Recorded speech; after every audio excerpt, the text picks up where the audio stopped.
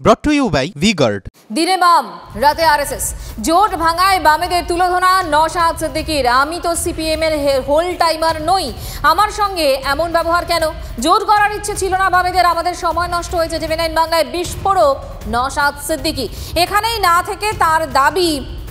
না থেমে তার দাবি তার কাছেও মন্ত্রিত্বের অফার ছিল, তিনি চাইলে 300 কোটির কমিশন পকেটে তুলতে পারতেন, বলছেন নওশাদ সিদ্দিকী। আপনার যে বিশ্বাসযোগ্যতা সমাজ মাধ্যম হোক, বিভিন্ন হাটে বাজারে, সেখানে একটা সমালোচনা শোনা যাচ্ছে, কিন্তু সমালোচনা ছাড়া মানুষ না, সমালোচনা হচ্ছে তো ভালো জিনিস। আমাকে আপনি নাকি আর্থিক সাহায্য নিয়েছেন তৃণমূলের? আর্থিক সাহায্য আমি তিনটে আমার নজরে এসেছে, আমার যা টিম আমাকে দেখিয়েছে। এক জায়গায় লিখেছে 40 লাখ টাকা, এক জায়গায় 32 কোটি টাকা, এক জায়গায় 50 কোটি টাকা। তো ব্যাপারটা হচ্ছে যার যেমন রুচি সে তেমন কথা বলেছে। বলতে তার ট্যাক্স লাগে না। 82 কোটি টাকা নিয়ে নিয়েছেন? 50 না, এক জায়গায় 50 কোটি, 32 কোটি, 40 লাখ। তো কথা হচ্ছে মানে এক জায়গায় দিয়েছে এই টাকা দিয়ে 82 কোটি, 40 লক্ষ টাকা। তো আমি একটা ছোট্ট উদাহরণ আমি দিচ্ছি। আমাকে তো মিনিস্ট্রি অফার ছিল, আর রাজ্য সরকারের আমলে সে দেব থেকে শুরু করে 30% দেখেছিলেন না, 30% রাজ্য সরকারের আমলে এমন কোনো কাজই নেই এরা করেনি যেখানে পার্সেন্টেজ খায় না এরা। তো কথা হচ্ছে আমি যদি টাকাই আমার তোলার স্বপ্ন থাকতো, মিনিস্ট্রির অফার ছিল, কোনো একটা মিনিস্ট্রিতে চলে যেতাম, আর সহজেই আমাকে মাইনরিটি ডিপার্টমেন্টটা পাওয়ার সব থেকে এগিয়ে থাকতো। আপনারাও ভালো জানেন 5,000 কোটি টাকার প্রজেক্ট আছে, 5,000 কোটি টাকা বরাদ্দ আছে। আমি গতবারে এই তো 1,500 কোটি টাকা মতো খরচ করেছে। এবার আমি বেরিয়ে যদি দায়িত্ব নিয়ে যদি 3,000 কোটি টাকায় খরচ করতাম, 10% হলে 300 কোটি টাকা এমনি পকেটে চলে আসতো, কেউ ধরতেই পারতো না। আবার 3,000 কোটি টাকার কাজ হয়ে যেত। তার টাকা কামানোর লাইনটা যদি ইচ্ছা হতো না, তাহলে এরকমভাবে করা যেত। ব্যাপারটা হচ্ছে যারা সমালোচনা করছে দুটো শ্রেণীর মানুষ। একটা হচ্ছে তাদের রাধা ভাতে হতে ছাই পড়েছে, তাদের কোনো রাসায়ন ছিল যে আইএসএফকে সামনে রেখে কিছু করে খাবে, তার জায়গা তৈরি করবে, সেটা পারেনি। দ্বিতীয় হচ্ছে যারা আমাকে সত্যি ভালোবেসে আমার প্রতি ভরসা করেছিল, এদের সমালোচনাটাকে এদের টোপটাকে তারা গিলে ফেলেছে। এই মুহূর্তে সিপিআইএম নেতা এবং দমদম কেন্দ্রের সিপিআইএম প্রার্থী সুজন চক্রবর্তী আমাদের সঙ্গে রয়েছেন। সুজনবাবু, নওশাদ সিদ্দিকী বলছেন আসন রফা হয়নি, আসলে বামেদের কোনো ইচ্ছে ছিল না, তাই সময় নষ্ট করেছে, এবং তার কাছে মন্ত্রিত্বের অফারও ছিল, বলছেন নওশাদ সিদ্দিকী। কিসের অফার ছিল? মন্ত্রিত্বের অফার ছিল, এবং তিনি 300 কোটি টাকা চাইলেই পকেটে পুরতে পারতেন। না দেখুন, কারোর কাছে যদি আমি প্রথমত নওশাদ সিদ্দিকীর প্রতি শুভেচ্ছা জানাই। বামেদের জন্য ওর সময় নষ্ট হয়েছে, এটা উনি আগে থেকে বুঝতে পারলে হয়তো সুবিধা হতো। আমাদের জন্য যদি ওর অসুবিধা হয়ে থাকে, তাহলে আমার শুভেচ্ছা জানানো ছাড়া বিকল্প নেই, আমি শুভেচ্ছাই জানালাম। সব কথার উত্তর দেওয়া উচিত না, দিতে নেই, দিলে সবসময় ভালো হয় না। কিন্তু উনি যেটা বলছেন যে ওর কাছে মন্ত্রিত্বের অফার ছিল এক, আর বলেছেন চাইলেই উনি 300 টাকা পকেটে পুরতে পারতেন। কারোর কাছে যদি মন্ত্রিত্বের অফার থাকে বলে নিজে মনে করেন যে আমার যে মন্ত্রিত্বের অফার আছে, তাহলে মন্ত্রিত্বের অফার তাকে দেওয়ার মতন করে বন্দোবস্ত হয়, অথবা 300 কোটি টাকা চাইলেই পকেটে পুরতে পারতেন, এইটা যদি কারোর ফিলিংয়ে থাকে, তাহলে তিনি বামেদের জন্য অপেক্ষা করে সময় নষ্ট করলেন, নাকি বামেরা তার জন্য অপেক্ষা করে সময় নষ্ট করলেন, সেটা মানুষ পরে বুঝতে পারবে। দিনে বাম রাতে আরএসএস বলছেন। আমি যে কোন সময় তৃণমূলের ভাষার সঙ্গে ওর ভাষা মিলতে পারে, কোন সময় অন্য কিছু ভাষার সঙ্গে কারোর ভাষা মিলতে পারে। আমি তা সত্ত্বেও নওশাদ সিদ্দিকী সিপিআইএম এর সমর্থনে নির্বাচিত এমএলএ, আমি তার প্রতি শুভেচ্ছা জানাচ্ছি। এই পর্যন্তই থাক। ধন্যবাদ সুজনবাবু, ধন্যবাদ।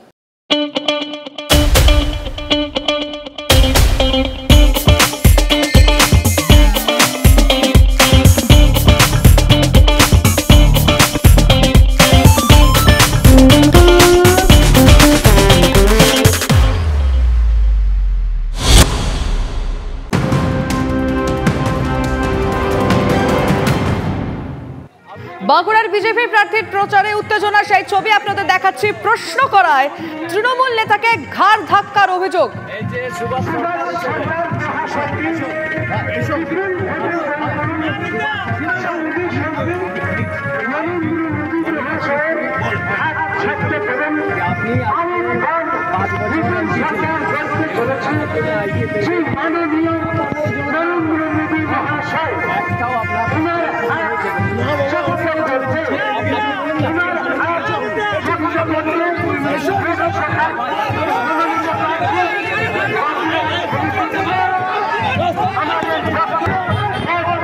ঠিক কি কারণে এই পরিস্থিতি হলো? প্রথমে তো দেখে যেটা সার্বিকভাবে আমাদের দেখে মনে হলো যে সবটাই ঠিকঠাক, কিন্তু হঠাৎ করে কি এমন কথোপকথন হলো, কি প্রশ্ন জিজ্ঞেস করা হলো যার ফলে এরকম একটা উত্তেজনার পরিস্থিতি? হীরক আমাদের প্রতিনিধি টেলিফোন লাইনে রয়েছে, তার কাছ থেকে উত্তর নেব। হীরক। লিমা, দেখো, এদিন সকাল থেকে বাঁকুড়া ছাতনা তেঘরি যে গ্রাম পঞ্চায়েত এলাকা রয়েছে সেই গ্রাম পঞ্চায়েত এলাকার প্রচার চালাচ্ছিলেন বিজেপি প্রার্থী সুভাষ সরকার, এবং এই প্রচার চালাতে যখন দুপুরে 11টা নাগাদ সুভাষ সরকার তেঘরি গ্রাম পঞ্চায়েত এলাকার জগন্নাথপুর মোড়ে এসে হাজির হন, সেই সময় ছাতনা পঞ্চায়েত সমিতির তৃণমূলের পঞ্চায়েত সমিতির যে নির্বাচিত সদস্য আবির মণ্ডল তিনি সুভাষ সরকারের হুডখোলা গাড়ির সামনে যান এবং সুভাষ সরকারকে স্পষ্টতই জিজ্ঞাসা করেন যে গত 5 বছর আপনি যে সাংসদ হিসাবে বাঁকুড়া জেলায় প্রতিনিধিত্ব করেছেন পার্লামেন্টে, আপনি 5 বছরে এলাকার মানুষের জন্য কাজ করেছেন। এই ঘটনার পরই কিন্তু যেটা দেখা যায় যে ওই মিছিলে, বিজেপির মিছিলে থাকা বেশ কিছু বিজেপি কর্মী সমর্থক তারা এই আবির মণ্ডলকে ধাক্কাধাক্কি করতে শুরু করে এবং আবির মণ্ডলের যেটা অভিযোগ যে তাকে ব্যাপক মারধর করা হয়েছে, বিজেপি কর্মী সমর্থকরা তাকে ব্যাপক মারধর করেছেন, এমনকি সুভাষ সরকারের বিরুদ্ধেও তার অভিযোগ যে সুভাষ সরকার তাকে গলা ধাক্কা দিয়েছেন। এই ঘটনা নিয়ে রাজনৈতিক চাপানো তো শুরু হয়েছে। সুভাষ সরকার, যার বিরুদ্ধে মূলত অভিযোগ উঠছে, সেই সুভাষ সরকার বাঁকুড়া লোকসভা কেন্দ্রের বিজেপি প্রার্থী, তিনি স্পষ্টতই বলেছেন যে তিনি কোন রকম মারধর করেননি বা কোন রকম ঘাড় ধাক্কা দেওয়া হয়নি। ওই আবির মণ্ডল সুভাষ সরকার বলছে তিনি কিছু করেননি। ধন্যবাদ হীরক। আমি প্রশ্ন করেছিলাম যে আপনি 5 বছর এমপি থাকার সময় আপনি জনসাধারণের জন্য কি কাজ করেছেন। আমার প্রশ্ন করার পরেই আমাকে এমপি প্রথমে হয়তো বুঝে উঠতে পারেন না, তারপরে যখন বুঝে উঠেন প্রশ্ন করার পরে আমার গলা ধাক্কা দেয়, হ্যাঁ, এবং দূরে সরিয়ে দেয়। তারপরে যতজন কর্মী আছে আমাকে মারতে শুরু করে। সেই সময় আমার পিএ চেষ্টা করে। এর পদক্ষেপ আমি তো থানায় অভিযোগ জানাচ্ছি। হ্যাঁ, আমি ডিএসপি ডিএনটিকে জানিয়েছি, আইসিকে মৌখিকভাবে জানিয়েছি। আমি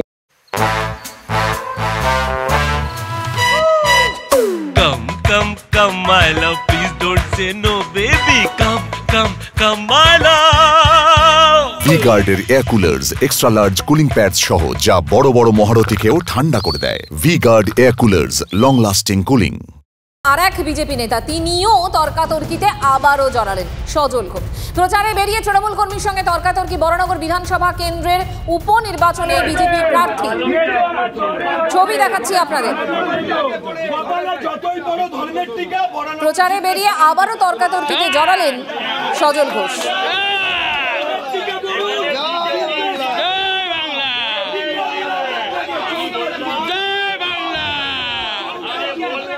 বড়নগর দেখালাম, এবার উত্তর কলকাতার আর একটা জায়গা দেখায়। বিজেপির সভাপতি তমগ্ন ঘোষের বাড়িতে হামলা, সিসিটিভি ভাঙার অভিযোগ তৃণমূলের বিরুদ্ধে। আমহার স্ট্রিট থানার সামনে বিজেপি কর্মী সমর্থকদের বিক্ষোভ, রাস্তায় বসে অবস্থান। অভিযোগ অস্বীকার করে তৃণমূলের পাল্টা দাবি যে বিজেপি নাকি হামলা চালিয়েছে।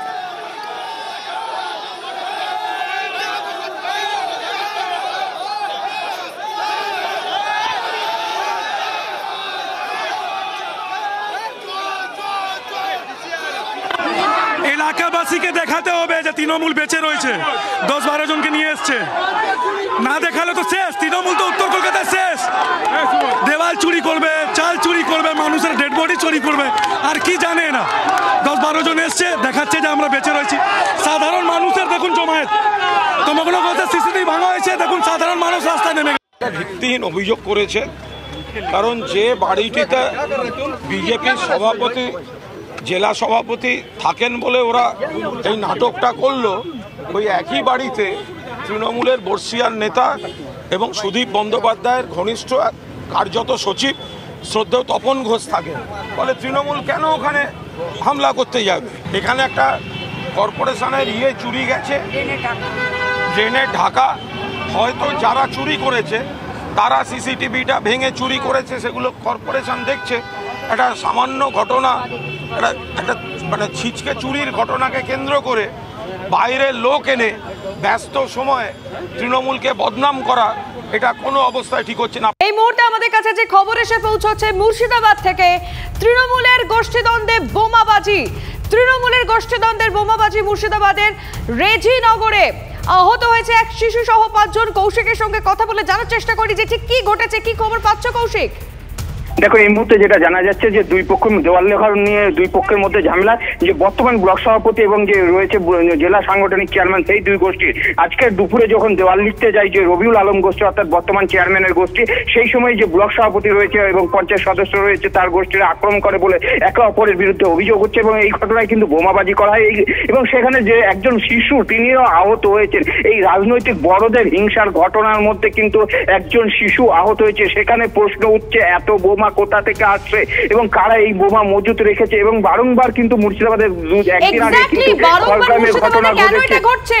কিছুদিন আগেই রাস্তা নির্মাণকে কেন্দ্র করে তৃণমূলের দুই গোষ্ঠীর মধ্যে গুলি চললো, 4 জন আহত হয়েছিলেন এবং আজকে বোমাবাজি হয়েছে।